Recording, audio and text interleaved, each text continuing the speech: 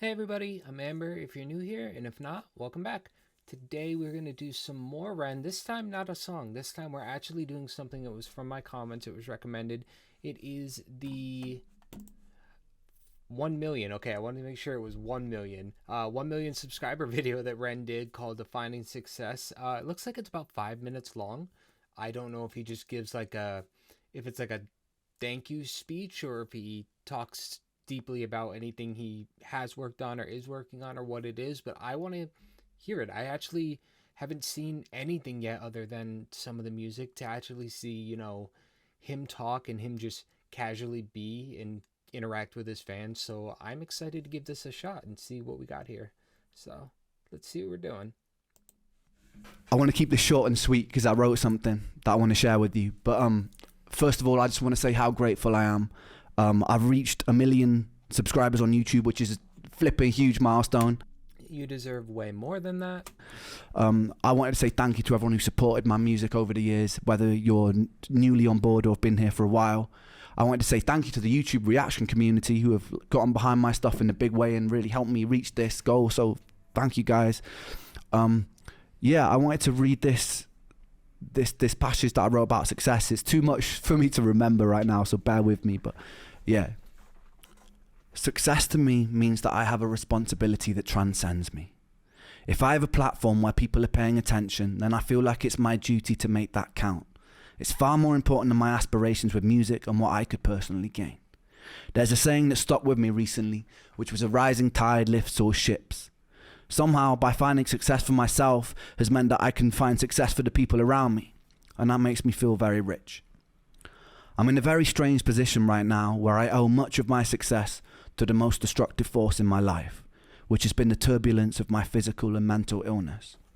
The thing that has by far brought me the most pain has been a source of constant inspiration, which ironically led to creations which brought me the most joy.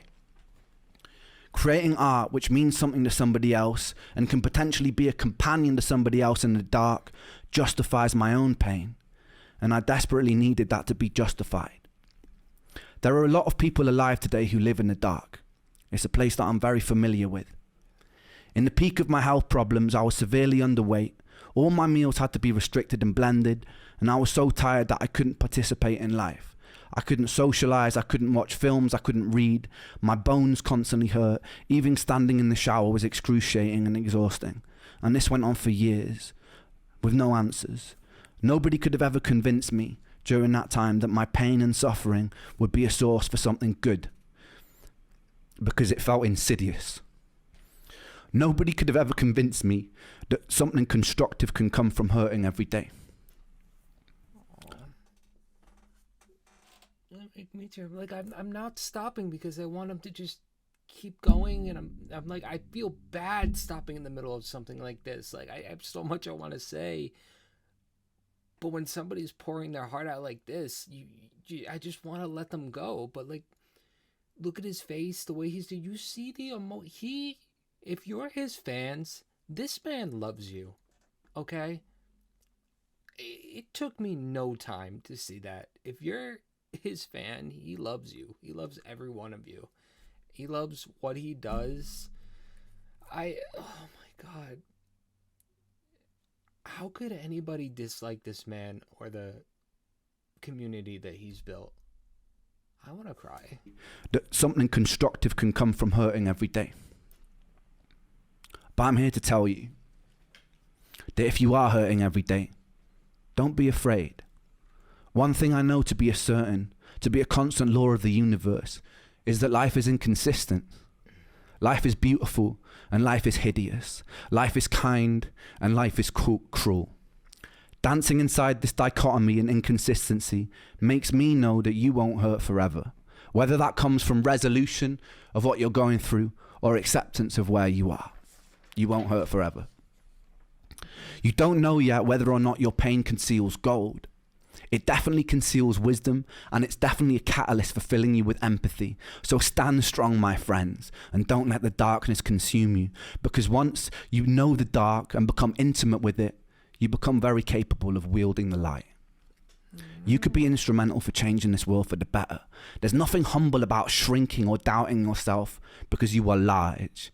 You can be ferocious and you could be magnificent. For the medical industry, who too often let people fall through the cracks, it's your duty to do better. For the people living in the light, who have either stepped out of their shadow or have never had to walk beside it, it's your responsibility to put out untainted love. Our own greed, desire to ferociously expand, and decisions rooted in self-interest can benefit ourselves in a material sense, but can be very destructive to the hive and the world around us, ultimately hurting ourselves. So we really must consider that if we're going to step into a bright future. As humans, we have an incredible potential, and it would be a shame to throw it away. So community, humanity, and changing our relationship with the natural world so it leans more towards homeostasis must be a priority number one. If you're watching this and there's a knot tied up in your stomach with bitterness, anger, or hatred for your fellow human being, be with it, feel it, understand it, express it, and then let it go. You're hurting. Give yourself love, forgive yourself, and then project that love outwards, and the anger will pass. We have a decision in every interaction to tilt the world towards heaven or hell, towards Jannah or Jahannam, utopia or dystopia, and some people's ideas of heaven will be another's image of hell. So try.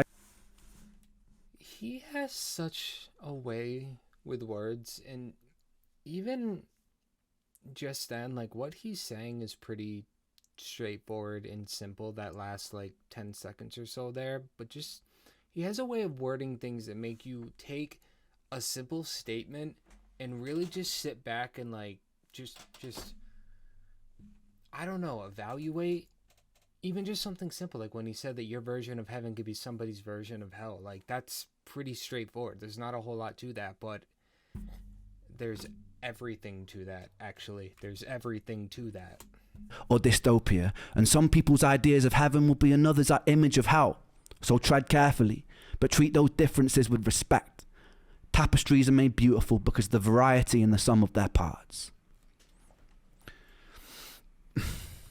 Thank you to 1 million people inside this rich tapestry for the opportunity for me to try and spread my own vision of what I believe to be good. And thank you for justifying my pain. Thank you. I love you. I wish he didn't. Man, he makes you feel every emotion one way or another. How many artists do you know that can make you feel happy, sad, angry, rebellious, triumphant, courageous, just all these things at any given moment? And it's gonna be like a light switch. He's just gonna be like, "Hey, you wake up. We're this is what we're doing today." And it's just, oh my god, I'm so glad I made that first Ren video, and you guys have put me down the right path for where to go here. If you knew how long I've been seeing Ren off to the side on YouTube and just going, I'll get to that one day. I don't have time for something new. This kicking myself for that. Oh, thank you guys so much for joining me again. I want to hear what you think when you actually, that's something I want. When you watch that video for the first time, or if you're watching it with me now and you have new thoughts you didn't before, what did that make you think? What did that bring to the forefront for you? What thoughts did you feel like you left that with? Because when I hear, like I said to you, I had trouble pausing. I'm like, I just keep talking, man. Keep talking, everything. But, all right. Thank you guys so much, and I will see you in the next one.